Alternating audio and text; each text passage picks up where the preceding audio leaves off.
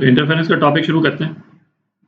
अच्छा, ये टॉपिक अपन ने जब हम स्ट्रिंग में वेव्स देख रहे थे और साउंड वेव स्टडी कर रहे थे तो वहाँ पे भी हमने ब्रीफली टच किया था, पर हम वहाँ पे उतना डिटेल में नहीं गए थे क्योंकि लाइट के कंटेक्स्ट में वैसे भी हमको इंटरफेरेंस करना था थोड़ा डिटेल में, तो वहाँ पे बहुत ज़्यादा डिटेल में नहीं गए थे। इंटरफेरेंस का केवल एक एस्पेक्ट हमने थोड़ा डिटेल में देखा था, और वो क्या था, जब दो वेव्स अपोजिट डायरेक्शन में जा रही हों तो जो स्टैंडिंग वेव्स बनती हैं, तो स्टैंडिंग वेव्स जो हैं वो हमने थोड़ी सी ज़्यादा डिटेल में देखी थी, पर इंटरफेरेंस के जो बाकी एस्पेक्ट हैं वहाँ पे उतना नहीं देखा था अपन ने, तो वो यहाँ पे देखते हैं। अच्छा, और जो प्रिंसिपल्स जो अपन यहाँ पे डिस्कस करेंगे वो साउंड के केस में भी इक्वली एप्लीकेबल है, ठीक है। तो अभी तक अपन क्या देख चुके हैं, तो अभी तक अपन देख चुके हैं कि यदि हम दो वेव्स ले लें, ठीक है, जिनका फ्रीक्वेंसी और वेवलेंथ जो है वो सेम है और उनमें केवल एक फेज डिफरेंस है फाई का, तो वो यदि सुपर इम्पोज करें तो जो रिजल्टेंट वेव जो बनेगी उसका फॉर्म ये होगा।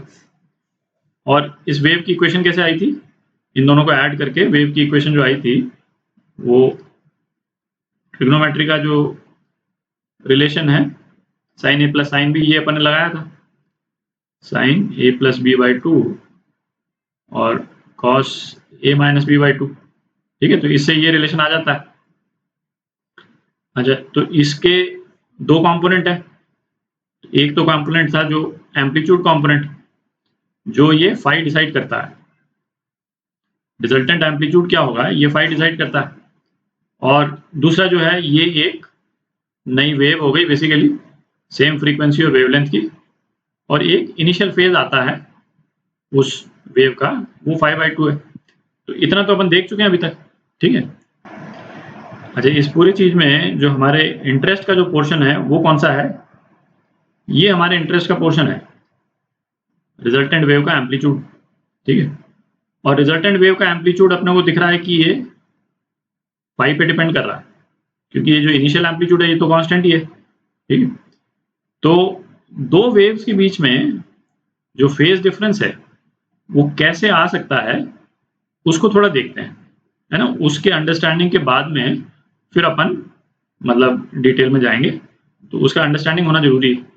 तो उसको देखते हैं कि दो वेव्स के बीच में फेज डिफरेंस आ कैसे सकता है। तो यहाँ पे अपन ने क्या किया, आप कोई भी मीडियम ले लीजिए, जैसे या तो स्ट्रिंग को ले सकते हैं मीडियम जिसके ऊपर वेव ट्रैवल कराएंगे अपन, या साउंड को ले लें, ठीक है। स्ट्रिंग और साउंड में क्या विजुलाइज करना थोड़ा सा सिंपल रहेगा, मतलब लाइट को लेंगे तो अभी विजुलाइज करना उतना इजी नहीं रहेगा, तो स्ट्रिंग या साउंड को आप विजुलाइज कर लें। और जैसे ये जो ओरिजिन पॉइंट है यहाँ पे हमने एक ऑसिलेशन का सोर्स रख दिया, ऑसिलेटर रख दिया, तो साउंड है तो साउंड ऑसिलेटर रख दिया, या फिर स्ट्रिंग है तो स्ट्रिंग को वाइब्रेट करने वाला कोई इंस्ट्रूमेंट या कुछ उस टाइप का रख दिया, ठीक है। ये एंड फ्री है ऑब्वियसली स्ट्रिंग का। तो ये जो सोर्स है वो इस तरह की वेव जनरेट कर रहा है, जैसी वेव अपन ने यहाँ पे y1 लिखी है, इस तरह की वेव जनरेट कर रहा kx माइनस ओमेगा टी, ठीक है। तो इस सोर्स को हम जैसे S1 बोल देते हैं, ठीक है। अच्छा, सपोज हमारे पास में एक और सोर्स है और वो एक थोड़े दूसरे तरह की वेव जो है वो जनरेट करता है, तो दूसरे वाले सोर्स को भी देख लेते हैं एक बार। तो ये हमने दूसरा सोर्स लिया, और तो दूसरा सोर्स जो है वो इस तरह की वेव जनरेट करता है, ये डिपिक्ट करने के लिए है कि हमने दूसरा सोर्स किस तरह की वेव जनरेट करता है। तो दूसरे सोर्स की जो वेव इक्वेशन है वो इस टाइप की है, +5, क्योंकि दूसरा सोर्स शुरू में एक पर्टिकुलर एम्पलीट्यूड देता है, इसमें जैसे वो 0 से शुरू होता है और यहाँ पे वो एक इनिशियल एम्पलीट्यूड के साथ में वेव को शुरू करता है, दूसरा वाला सोर्स जो है, ठीक है। अच्छा, ये तो क्लियर ही है कि यदि हम दोनों सोर्स को एक साथ ऑपरेट करा दें मीडियम में, है ना, एक ही पॉइंट से शुरू करा करके, तो क्या होगा, है ना, उस पॉइंट से मतलब इस तरह से दो वेव जनरेट हो जाएंगी। उसको बना देते हैं, बेसिकली ये नीचे वाली वेव को ऊपर ले आते हैं, तो हम ये नीचे वाली वेव को ऊपर ले आए, दोनों सोर्स को एक साथ ऑपरेट करा दिया, तो अब जो है वो दो वेव्स तो बनेंगी नहीं क्योंकि मीडियम तो एक ही है ना। तो इन दोनों वेव्स का सुपरपोजिशन बनेगा और उसका शेप जो है वो इस टाइप का होगा। तो ये जो रिजल्टेंट वेव है ना, वो इस तरह से दिखेगी। रिजल्टेंट वेव का ये जो एम्पलीट्यूड है वो कितना हो जाएगा, ये जो है ये हो जाएगा आपका 2a cos phi by 2, phi जो भी हो, ठीक है। और आप इसको वेव को ध्यान से देखें तो इसकी शुरुआत हो रही है इस वाले पॉइंट से, है ना। बेसिकली हर पॉइंट का एम्पलीट्यूड जो है वो नेट सम है दोनों वेव्स के एम्पलीट्यूड का। ये एक हमने स्नैपशॉट लिया है किसी एक स्पेसिफिक टाइम को लेकर के। अब जैसे यहाँ पे एम्पलीट्यूड 0 है क्योंकि ब्लू वाली वेव जो है वो ऊपर है और ग्रीन वाली वेव नीचे है, ठीक है। तो इस तरह से जो है वो रिजल्टेंट वेव का स्नैपशॉट हम देख सकते हैं। अच्छा, तो इस केस में जैसे हमने क्या किया था कि सोर्स का नेचर ही ऐसा था कि एक सोर्स जो है वो एक पर्टिकुलर इनिशियल फेज के साथ में वेव्स शुरू करता था, ठीक है। अब ये फेज डिफरेंस इंट्रोड्यूस करने का एक और तरीका देखते हैं। तो इस केस में हमने क्या किया कि जैसे जो दो सोर्स जो लिए एग्जैक्टली सेम सोर्स लिए और सो दोनों सोर्स जो है वो इस तरह की वेव जो है वो शुरू करते हैं, ठीक है। एक्सेप्ट कि इस केस में हमने क्या किया, दूसरे सोर्स का जो लोकेशन है ना, with respect to x is equal to 0, दूसरे सोर्स के लोकेशन के पीछे रखा हमने अब की बार इस वाले सोर्स को, ठीक है। तो और ये जो डिस्टेंस है इस डिस्टेंस को मैं डेल्टा x बोल देता हूं, ठीक है। तो अब यदि हम इन दोनों सोर्स को एक साथ ऑपरेट कराएंगे मीडियम में और एक सोर्स को दूसरे सोर्स के पीछे हम रख देते हैं तो रिजल्टेंट सिचुएशन क्या होगी, है ना। अगेन इस वाली वेव को उठा करके ऊपर ले आते हैं, ठीक है, दोनों सोर्स के लोकेशन के साथ में। तो अब हमने क्या किया, दोनों सोर्स को सेम मीडियम में ले आए और साइमल्टेनियसली ऑपरेट करा रहे हैं। पहला सोर्स यहाँ पे है और दूसरा सोर्स यहाँ लोकेटेड है, ठीक है। और दोनों सोर्स के बीच में डिस्टेंस है कितना, डेल्टा एक्स, ठीक है। तो अब जब एक ही मीडियम में दोनों सोर्स की वेव जो है वो ऑपरेट कर रही हैं तो दूसरे सोर्स की जो वेव है वो अब ये वेव तो रहेगी नहीं, वो वेव क्या हो जाएगी, y is equal to a sine a x plus delta X, ठीक है, माइनस ओमेगा टी।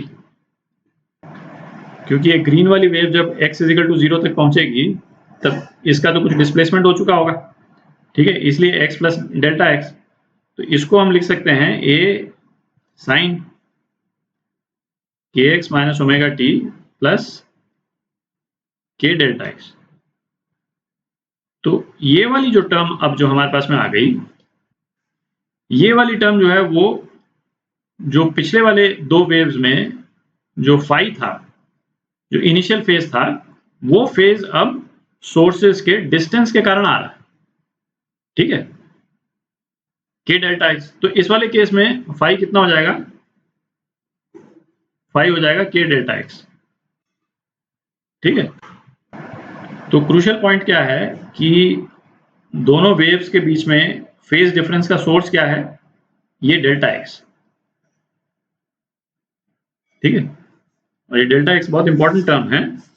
अभी इसके इनफैक्ट इंटरफेरेंस में आप जितने क्वेश्चन कीजिएगा अब उसमें क्रक्स है सभी क्वेश्चंस का, आपको डेल्टा एक्स निकालना होगा। और डेल्टा एक्स को क्या बोलते हैं, डेल्टा एक्स को बोलते हैं पाथ डिफरेंस,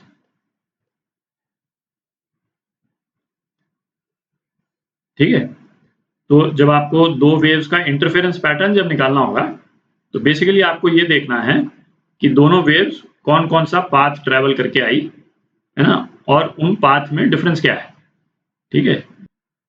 अच्छा, अब चूंकि नेट रिजल्टेंट वेव जो है वो एग्जैक्टली सेम तरह से बनी है जैसा पिछली बार अपन ने पिछले जब दो सोर्सेस को एक ही लोकेशन पे अपन ने रखा था, तो है ना। ये तो कहने वाली बात नहीं कि रिजल्टेंट वेव जो है एग्जैक्टली सेम तरह से बन जाएगी जैसा पिछली बार अपन ने बनाई थी। ठीक है, तो ये आपकी रिजल्टेंट वेव बन गई। अच्छा, पार्ट डिफरेंस का एक और एस्पेक्ट देख लेते हैं। जैसे इस वाले केस में तो अपन ने एक सोर्स को दूसरे सोर्स के पीछे रखा था, ठीक है। और जैसे एक सोर्स जो है वो दूसरे सोर्स के पीछे नहीं हो, है ना, ज्योमेट्रिकली जो है वो इस तरह का यदि कोई सिचुएशन हो, तो सिचुएशन बनाते पहले। तो सपोज जैसे ये सिचुएशन है ना, दो सोर्स हैं और इस वाले पॉइंट पे हमको इंटरफेरेंस का क्या पैटर्न बनता है वो हमको निकालना है। और ये पॉइंट जो है वो सोर्सेज से x1 और x2 की दूरी पे है, ठीक है। तो इसको जैसे हम ये इंटरप्रेट कर सकते हैं भाई, जैसे जो दूसरा वाला जो सोर्स है उसकी लोकेशन यहाँ पे है, ठीक है, यहाँ पे, ठीक है। और ये जो है ये वेव्स प्रोड्यूस कर रहा है, वो यहाँ पहुंच रही, और ये वाला सोर्स भी वेव प्रोड्यूस कर रहा है जो यहाँ पहुंच रही, ठीक है। और इन दोनों सोर्सेस के बीच में डिस्टेंस जो है वो कितना हो जाएगा, इन दोनों के बीच में डिस्टेंस जो है वो x2 माइनस x1 हो जाएगा यदि इसको एक लाइन में रख दें। बेसिकली इस वाले पॉइंट से दोनों की ज्योग्राफिकल दूरी कितनी है, x2 माइनस x1, ठीक है। तो पाथ डिफरेंस क्या हो गया, पाथ डिफरेंस हो गया x2 माइनस x1, ठीक है। तो फेज डिफरेंस कितना हो गया, ये जो फाई जिसकी हम बात कर रहे हैं, k into x2 minus x1, ठीक है। और basically 2 pi by lambda x2 minus x1। तो ये यूज करके हम दोनों में जो फेज डिफरेंस निकल जाएगा, और फिर हमारा ये चीज है मेन, ठीक है, नेट एम्पलीट्यूड कितना आएगा वेव का इस पर्टिकुलर पॉइंट पे वो निकल जाएगा, ठीक है। तो ब्रॉडली यही मेथड जो है वो हम फॉलो करेंगे। अच्छा, अब इसमें क्या है कि जैसे ये जो x2 माइनस x1 है, ये तो हम ज्योमेट्री से ही निकाल सकते हैं, है ना, ये तो ज्योमेट्रिकल डिस्टेंस है, ठीक है। पर जब इंटरफेरेंस हम जब स्टडी करते हैं तो जो पाथ डिफरेंस रेलेवेंट होता है वो उसको बोलते हैं ऑप्टिकल पाथ, और वो इस ज्योमेट्रिकल पाथ से थोड़ा सा डिफरेंट होता है ना। तो पाथ डिफरेंस कैलकुलेट करने के बेसिकली 3 तरीके हो गए, और नेक्स्ट वीडियो में अपन वो तीनों तरीके देखेंगे। उसके बाद में इंटरफेरेंस की स्टडी करेंगे, क्योंकि मेन तो पाथ डिफरेंस है। तो पाथ डिफरेंस पहले कैलकुलेट करने के तरीके देख लेंगे और उसके बाद में इंटरफेरेंस करेंगे।